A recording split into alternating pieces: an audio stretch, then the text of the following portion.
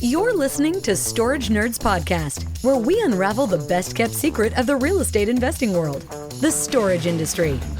Join the grassroots guru in self-storage, Stacy Rossetti, in insightful discussions about finding, funding, and running these spaces, allowing you to yield the highest returns possible. Get your foot in the door on self-storage and discover how to properly purchase facilities, negotiate with sellers, and close the deal without worries. Start unpacking that investment wisdom with Stacy right now.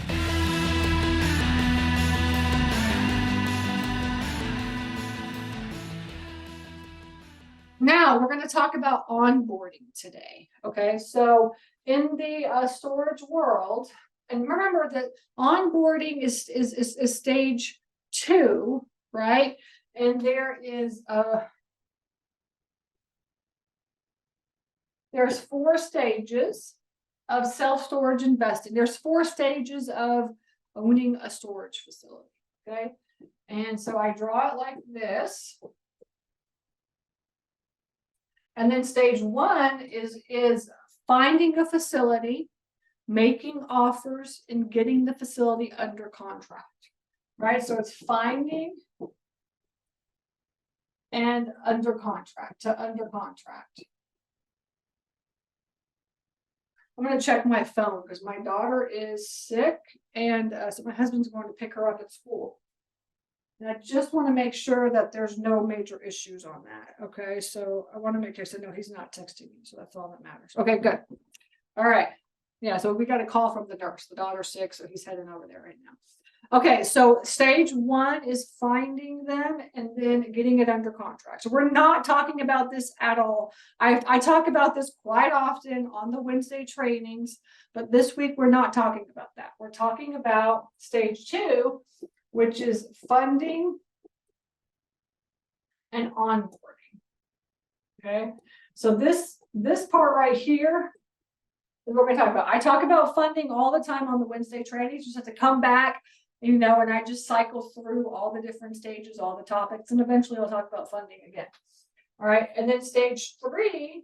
So this is the goal of stage 2 is to close the property, to close it, right? What do you need to do to close the property? Okay, and so now we've closed the property, and stage 3 is what we call transfer ownership.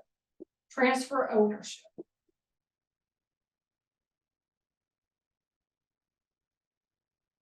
Okay. So this is where you're like, sorry, I just hit the camera, but this is where you're chasing owners. All right, you're chasing owners, trying to get them into your software, trying to get their payment information, trying to get the contract signed. All right, so it doesn't sound like a lot, but that's like kind of a lot of work, honestly. It really takes a lot of time and effort to do transferring the ownership. This is where you've bought the facility. Now what? Right? That's this stage right here. And then stage 4 is like, okay, I've got all the tenants into the software. And now I really need to take advantage of like all this property management software has to offer. And you know, the softwares nowadays have got like, you know, all different kinds of things that you can do to automate your business, right? So that's the goal for stage 4 is automate and systems. All right. So in the weekly Wednesday trainings, I talk about all these. It's just that I only do one little topic every single week. In the course, you have all of this at your fingertips, right? So you could go through all 4 of these stages in like a weekend if you wanted to, okay? And then, you know, so you just have to know, like, if you want to get it done now, buy the course. If you want to just come with me on Wednesdays, you could do that as well too. Okay. So now we're going to talk about onboarding. So that's where we're at. We're stage 2. We've got the facility under contract. We're working on getting the funding. And now, like, we have to be prepared for the closing day. Like, you don't want to do what I did on my very first facility. I got the facility under contract, and then I was like, all right, let's, you know, do a little bit of due diligence. I already had the money all lined up because I had a private lender, you know, so it was like, I just like waited 60 days to close, and then I closed the property. And then at the closing, this is what happened. At my closing, the owner came and he handed me like this big stack of like leases, like this many leases. And he had handwritten every single one of the leases. Like he didn't have anything scanned. And he didn't have any numbers. He didn't have a P&L balance sheet. He just had like a ledger, a book. So he handed me like a big stack of contracts and his like ledger thing that he had, right? He was like, this is it, Stacy. And that was basically closing day. And I had nothing ready, nothing at all. Now, this was like 5 years ago, so it's a little bit different now. Everything's a little bit easier because of COVID and stuff. But like, I was like, okay, great. Now I need to like figure out what to do. I had to figure out like certain things on like, getting all the things, all the facilities set up. So that is what we do now pre-closing. That's what we call the onboarding stage. We're going to onboard all this so that we're ready on closing day. The goal of closing day is to be able to take payments from your tenants, to be able to take payments. Okay. So let's go into the onboarding. All right, onboarding. Goal is to take payments.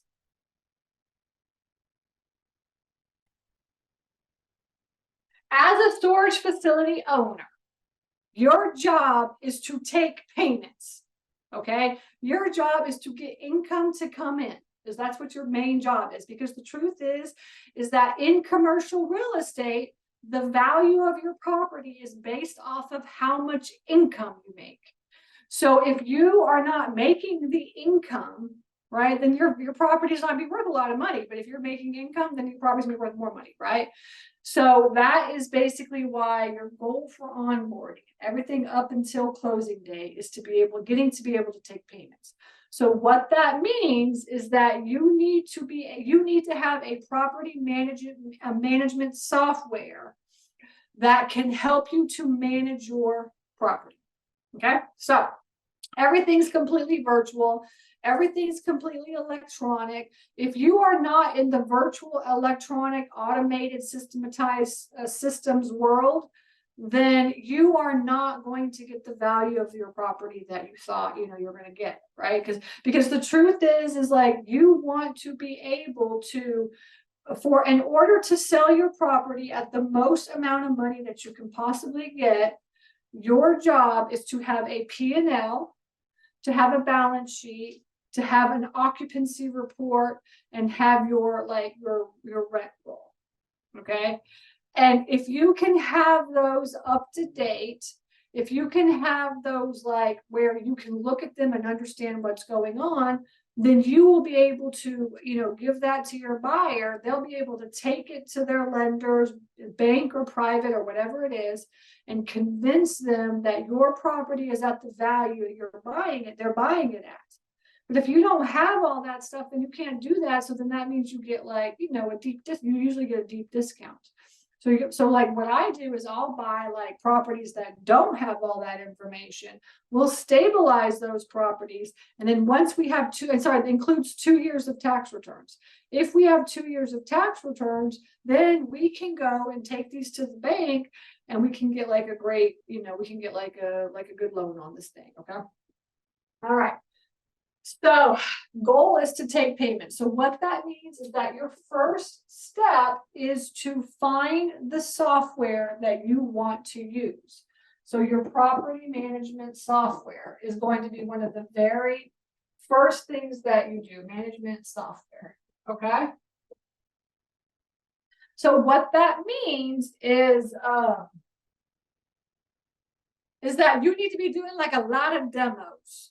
Okay, so I told the story. I've told the story before, but when I got into storage investing, remember, like I didn't do anything until we closed on the property, right? And then all of a sudden, I started getting like calls from tenants, and they were like, "Let's pay." I want to make my payment and stuff. And I was like, "Oh yeah, no. Like I can't take your payments right now because I don't know what the heck I'm doing or whatever." And I did not take a payment on for 90 days because I was still. It took forever for me to figure everything out. So I was like. I was horrible. Don't do anything that I did. Listen to me now, okay? And so, so what I did though, is that I was like, I need to have like a software to manage all this. So I started doing all these different demos. Back in the day, there was only SiteLink, and there was a StorageNerds and ESS. Okay. So there's SiteLink, Storage, and ESS. Okay, so ESS stands for Easy Storage Solutions. Now, SiteLink was the premier software to manage your storage facilities, like for the longest time. There was really hardly any other competitors out there, and if they were, they just weren't up to par and stuff. There was not a lot of softwares, even back in like 2015 when I was looking at properties and stuff. So SiteLink is SiteLink is when I did the demo for SiteLink, it was like you had to have a desktop. So this is 2015. You had to have a desktop because like that's how the software worked. Now SiteLink is web-based, so it's a little bit different.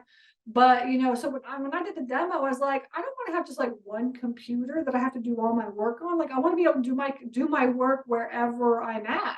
Like I want to be able to be passive and travel and stuff and still manage my facilities. So SiteLink was not going to work. Okay. And then I did the demo for ESS, and ESS was like super brand new software that had just come out, and it was very clunky. Like you could tell that they were still trying to like figure it out, still trying to add, new features and stuff like this. And I was just like, no, this is too new. So then I did Storage, and Storage was like, had been on the market for a couple of years, like maybe 2 years. When I started working with Storage, there was like 3 people working for this company. It's like a super small company. And, I would talk to the same 3 people over and over and over again. And I knew them all by name. I'd be like, you just call Nathan and talk to Nathan, right? And so that's one of the things I really liked about it. And then number 2 is like when you go and look at like the dashboard of Storage, like the way the dashboard is set up and the way the whole software is set up is very like user friendly. It was very, very, especially at that time. And it was kind of that middle ground. Like SiteLink was really for bigger facilities. It was older. You had to have like somebody in the office with that computer with SiteLink. So it's kind of more bigger facilities, because that was back in the day when like people used to have people working at the office and stuff. Now that really doesn't happen very much, except for on the the primary market facilities. And then ESS was too new, so I just went with Storage is what I did, and it worked out really, really well. And then what happened is that these 3 companies over the course of the last couple of years all got bought by Storable. Okay, so you can just Google Storable so you can see what Storable does. But Storable is like this like massive company inside the storage industry that really is like super vertically integrated. And what they do is they think, okay, what does a storage facility owner need? And then they create or buy the software that these owners need. Like, so for instance, I just found out that Storage bought an RV parking software, right? So we all know RV parking is like a big thing right now. And so Storable is kind of that progressive kind of thinker. They're like, what do they need? Oh, they need that now. Let's just go buy that company. Okay. And then they vertically integrate everything. So they do not only property management software, but they also do like call center. They do software for the call centers. They do marketing for storage facilities. They do merchant account, insurances, tenant insurance, facility insurance. I mean, anything that you can possibly need in order to run your business, Storable offers this. All right. And they only are growing and getting bigger because it's like, oh, we need this. Let's just go buy it or whatever.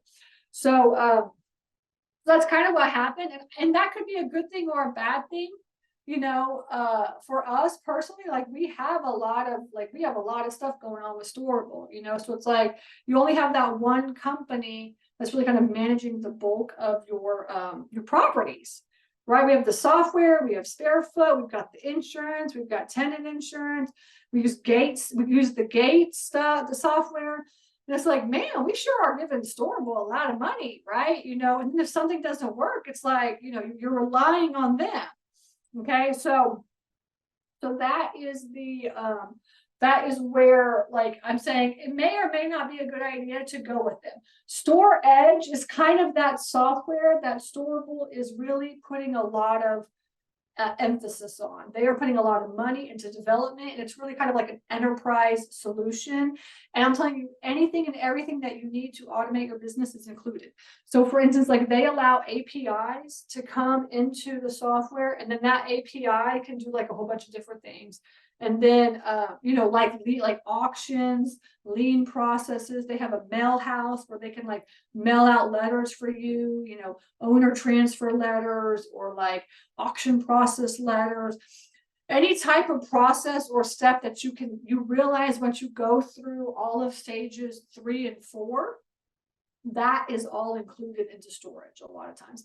Now, all the other softwares out there. So there's some other softwares. There's like Breeze, and there's Hummingbird, and there's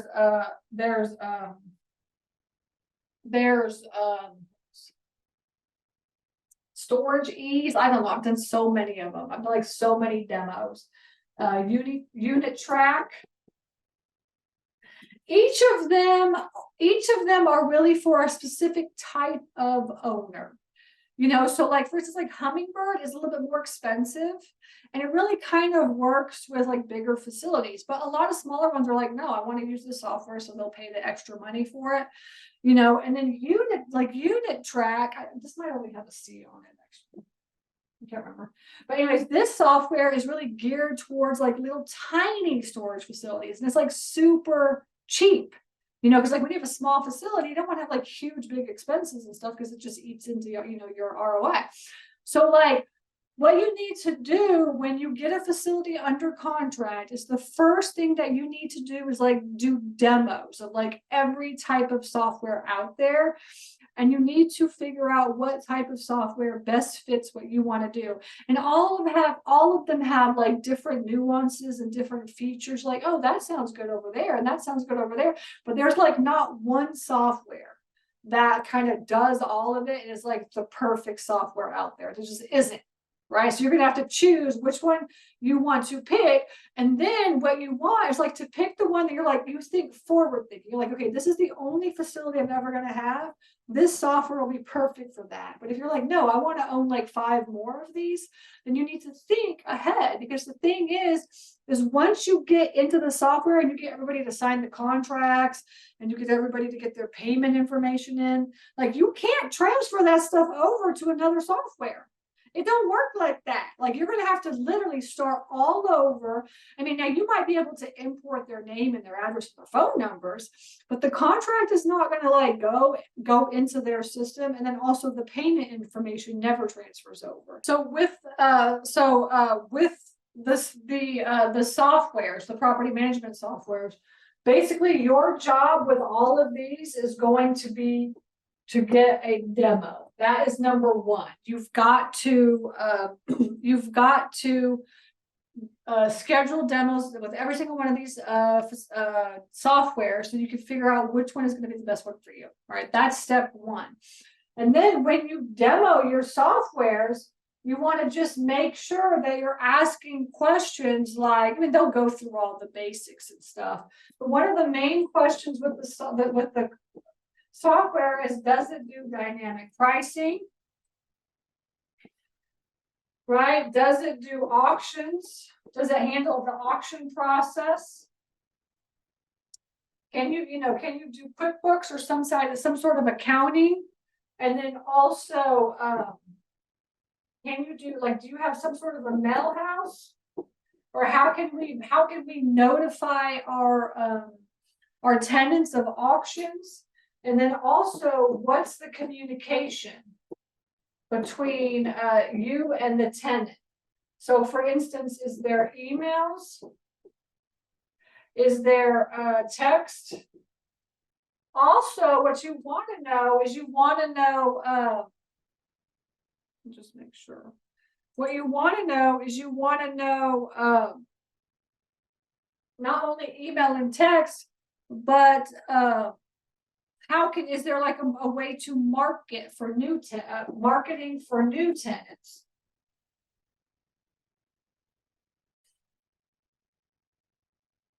So tenants, right? So really leads. How do you handle leads? And then, let's see what else. That's kind of like, there's a lot of stuff, honestly, really. But I would say that, like when you're doing your demos, this is the list. Like, these are the kind of things that's like, oh yeah, I really wish I had that, but you don't really think about it, you know, when you're asking the questions. And when they're doing a demo, they're really kind of just doing the basic stuff. Yeah, of course, all the softwares can handle tenants and get new tenants in and stuff. But really, what do you do to manage the business? That's what you want to do. The daily tasks of the business is really what you want to automate as much as possible. It's not just like basic things. Now, obviously, if a smaller facility, then, you know, you're not going to get as much as if you know, out of a software, you know, because you're only going to pay so much money for it than what you'd pay for like an enterprise solution that kind of offers this. So you'll have to decide, you know, are these things that you want or not? Another thing that I really like is the recording of calls. Because like in StorageNerds, it records all the calls.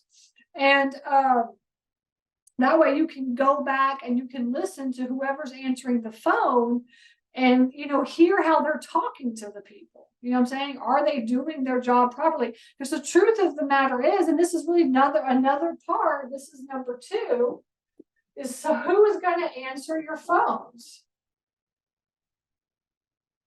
This person that answers your phones is the most important person on your team because they're the ones that are going to make or break whether or not you know, get what you need, you know, get your units filled up. So the person that answers the phone can either be a call center, right? Which you can ask the softwares, like, do you offer a call center? Because some of them do offer call centers, okay? Or you're going to hire a virtual assistant, right? You're going to hire a virtual assistant to answer the phones. This is like somebody that's just, you know, there to answer the phones. And you can have somebody in the United States, you can have somebody outside the United States, and then, or are you going to yourself answer the phones, or is it going to be you? Right? Who is going to answer the phones? And I talk to people all over the country who do this, and there's people just, it's just preference, right? You know, but you want to make sure that whoever is answering the phone, you understand that that person is going to make or break whether or not you do well in this industry, okay? And then you need to make sure that you're always training these people. You know, so I talk to, you know, we talk to our phone staff on a weekly basis, and I'm asking them, like, what are the, you know, when somebody calls up, is it a sales call or is it a customer service call? If it's a sales call, you know, what did you offer? Did you offer some sort of a promo, or, or why did they not move in? What was the reason for them not moving in? So you separate your calls out into like leads and sales calls and then customer support. Okay. And then you have to have like game plans for those. Now that could be you if it's a small facility, or it could be a call center as well too. So you just have to make sure that you're asking. And if you want to use a call center, then you need to talk to the call center to figure out what their vibe is. There's all kinds of call centers out there. So you just have to, talk to the right ones. I can't remember any of the names, honestly, but there's a whole bunch of call centers out there. I know ESS has one and XPS has one. So just go with ESS, XPS. And then there's a couple of others as well, too, that are out there that I can't remember right now. Okay. So calling and talking to the phone center. Now, virtual assistant, a VA is a virtual assistant, and a virtual assistant is somebody that you can hire like in the country or outside the country. And it really just depends on how you want to run your business, you know, who you want to answer your phones. But a virtual assistants typically work part-time or full-time. And you can also pay them per call or something like this. You say, look, answer my calls, and whatever you call and answer, I'll pay you $1 for, or something like this, or whatever it is. You can just come up with something. Okay. Just make sure you're getting somebody that speaks English very well and is like good on the computer, because they'll be putting tenants in and stuff like this. And always remember that if you have your own employees, if somebody's actually working for you, if they're not doing well, it's because of you. All right. It's not because of them. It's because you did not train them well to do the job, right? The more that you train your employees, the better that you become, connected to them, treat them like family, then the better they're going to be. But if like you're not putting any time and effort to like helping them out, then they're not going to be good, right? So there's a lot of work to do that. Okay, that's the phones, okay? And then number 3 is the boots on the ground person, okay? The boots on the ground.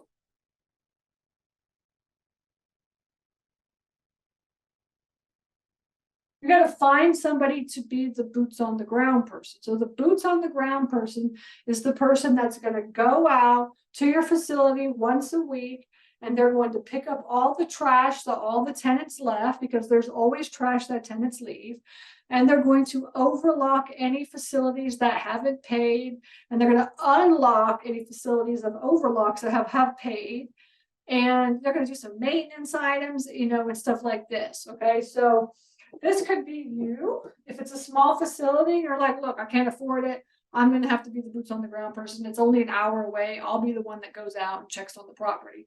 Or it could, which is like, I could have a good handful of students in the StorageNerds coaching program that like they just take care of their facilities themselves. Okay. And then, or you can hire a boots on the ground person. We use Indeed. It's what we do. It's free to post on Indeed, so you can post out your job, and a part-time job. Say, hey, I'm looking for somebody that's looking for some part-time work. You got to go out once a week, and you've got to maintain our facility.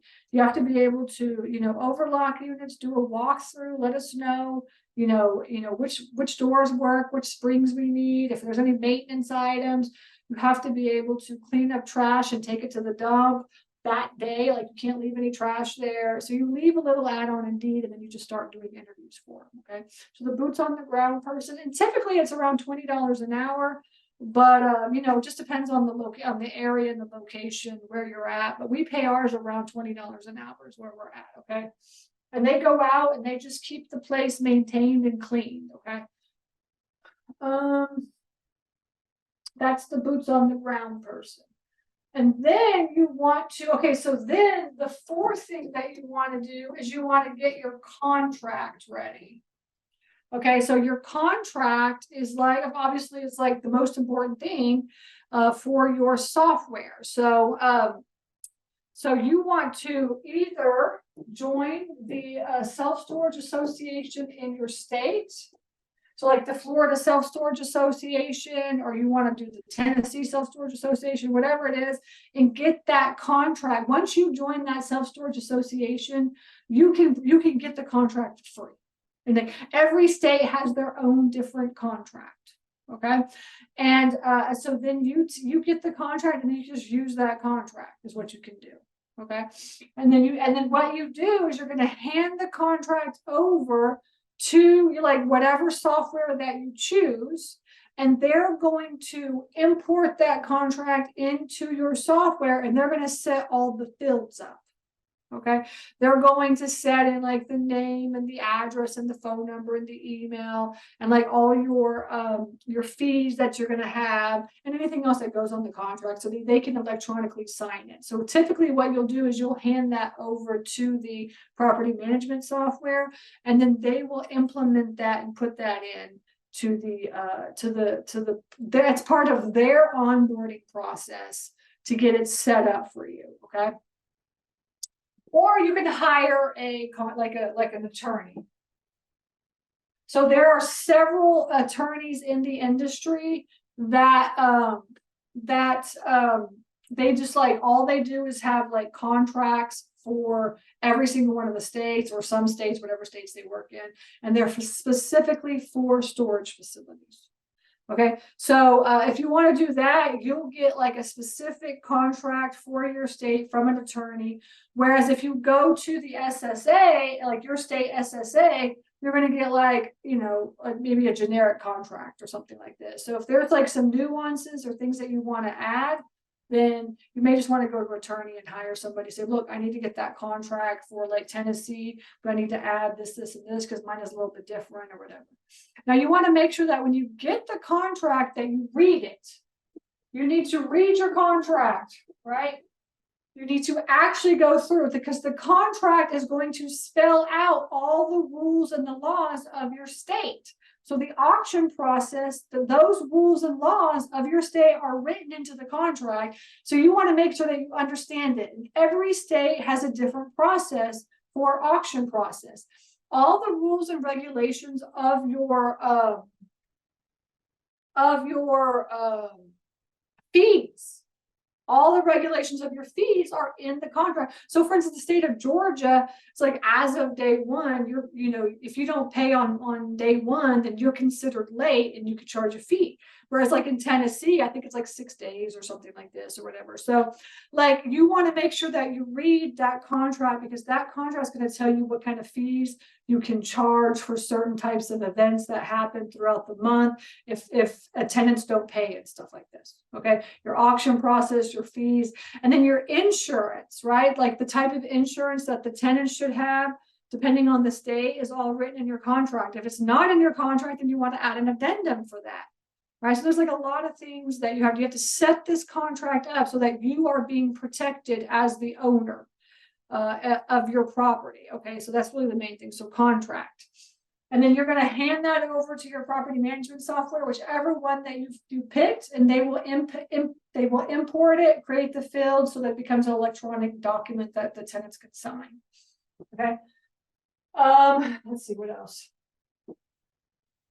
do we have. Okay, yeah, you want to, so for your demos, right, or for your software, they're going to have their onboarding process.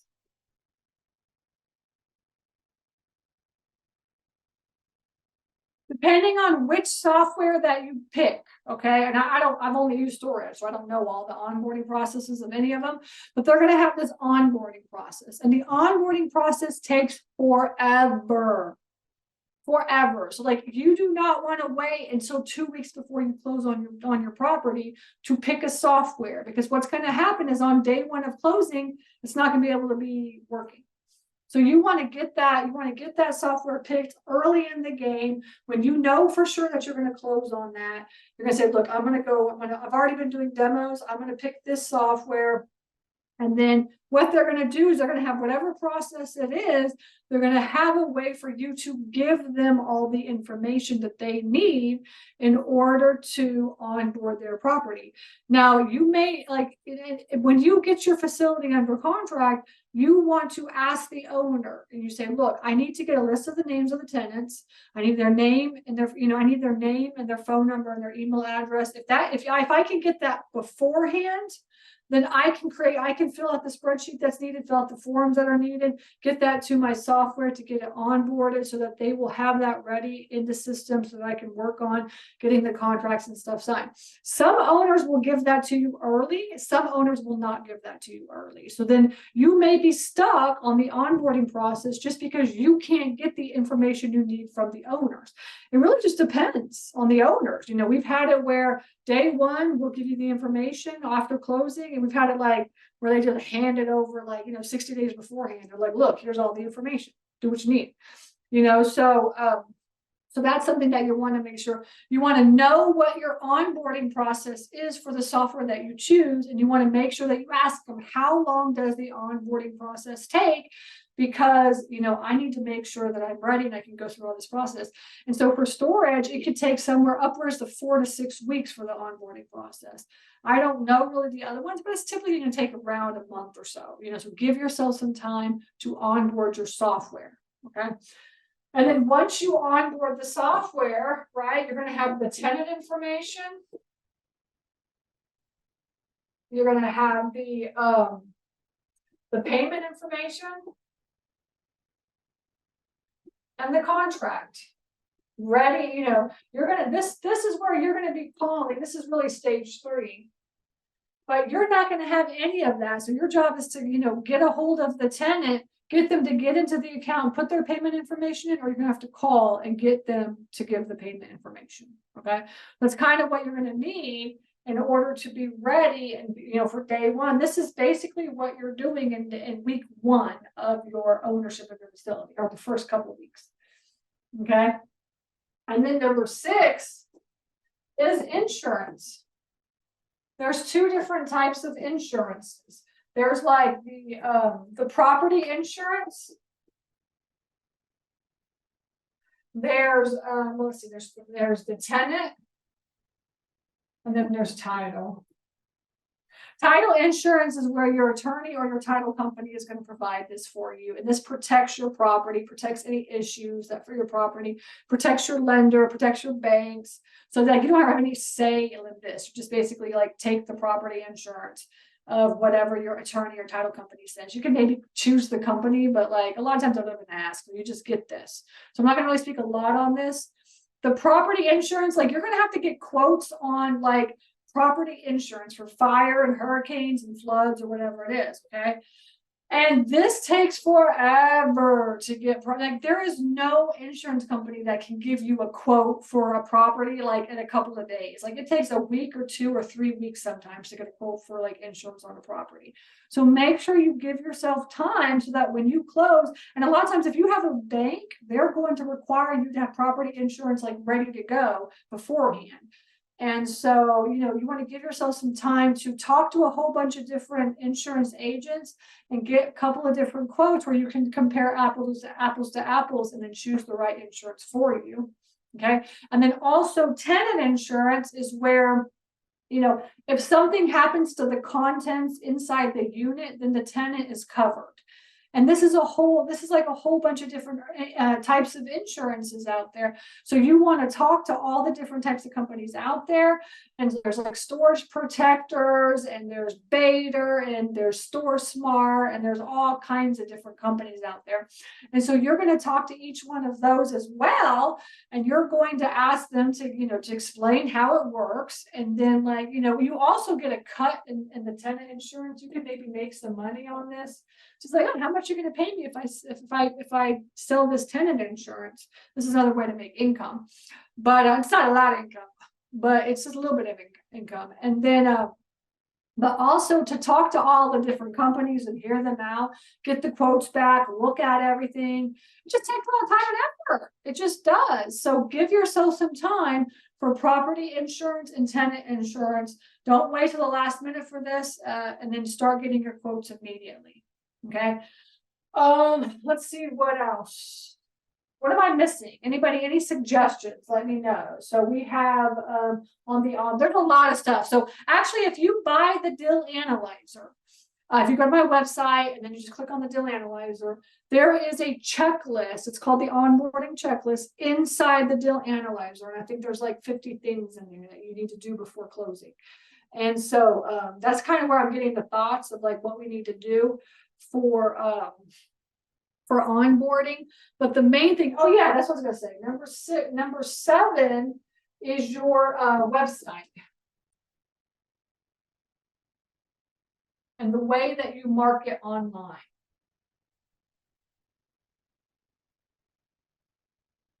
If you're not marketing online, then you're not going to be like a competition. You're not competition to me if you're not marketing online. Because I'm marketing online. Everybody, all the big wigs are marketing online. If you're not doing this, then you're just missing out on opportunity. So you need a website. Now, the software company that you pick typically provides a website. So then you have to choose do I want to go with them and just use their website, or do I want to create my own website or hire somebody to do this or whatever it is? And there's all different kinds of aspects out there. And just ask them what the price is. The only thing that I don't like is like if you go with the website of the software company, then that means that your website looks like everybody else's website. Now you may look at the website and it looks different because your facility's there, your units are there, your pictures are there. But the way that Google works is that your website is typically a template. And then they see all these different software, so storage facility templates there, and then they just say like, oh, it's all just like a bunch of BS.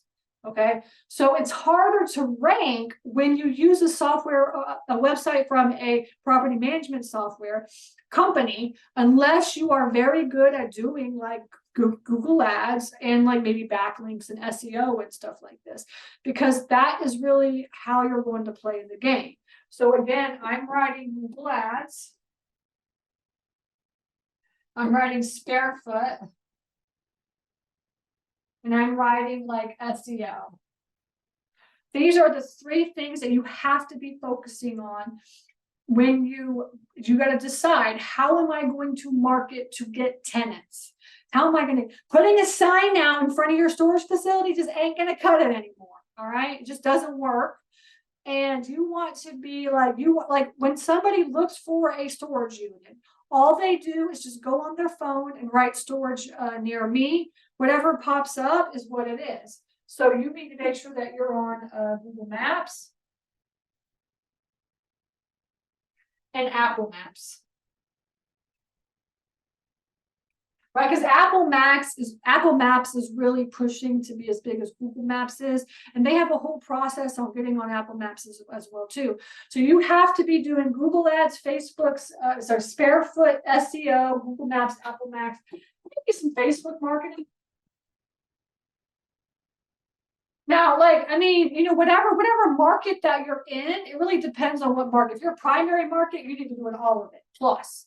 Right? If you're a secondary market, you should be doing all of it. If you're tertiary, maybe not some of this stuff, you know, but the more you can do, the better, right? And so this is what you have to think about. It's like, how am I going to market for tenants? And then you have to make sure that when you're doing your demos with your softwares, this is a question that you ask. It's like, what about your website? How does the online marketing work? Do you guys do anything for this? And you have to really think ahead, think like over the next year to 2 years, how are you going to get tenants? And you have to plan this out in the onboarding phase. Start thinking about what you're going to be doing and planning this out. Okay. So that's the first 7 things that you should be doing to onboard your facility as soon as you get a facility under contract. Now, there's a list of like 50 things that you have to do, but in the deal analyzer, right? But I at least gave you the first 7, okay? So you've got demoing your software. I didn't know what that's at. Yeah, demo your property management software, okay? You've got answering phones. Who's going to do that? Who's going to be your boots on the ground person? Who get your contract ready, and you know, make sure you're working the onboarding process of your software, and you're working on your insurances and getting them going, and then your website, your online marketing, and what you're going to be doing for that. Okay, so that is the onboarding process. So again, I just want to remind everybody. There it is. Okay. Just go to StacyRossetti.com. So you can you can always sign up for the Wednesday webinars there. That's here. Go to the Facebook group and sign up for Super Simple Self-Storage, the Facebook group. Buy my course, Super Simple Self-Storage, and the Deal Analyzer. All right, you can buy those, and this is what's going to help you to do it on your own. If you don't want to do it on your own and you want me as a coach, just go to StorageNerds.com. Okay? All right. That is my 2 cents. I'm sticking to it, and I will see you guys next Wednesday. Take care. Thank you for joining us for this episode of Storage Nerds. Hope this informative conversation inspired you to go out there and jump into this highly profitable business venture that people rarely talk about. Get more tips on storage space investing at www.stacyrossetti.com. Don't forget to subscribe to the show and leave a rating. Together, let's build that thriving passive income one storage space at a time. Until next time.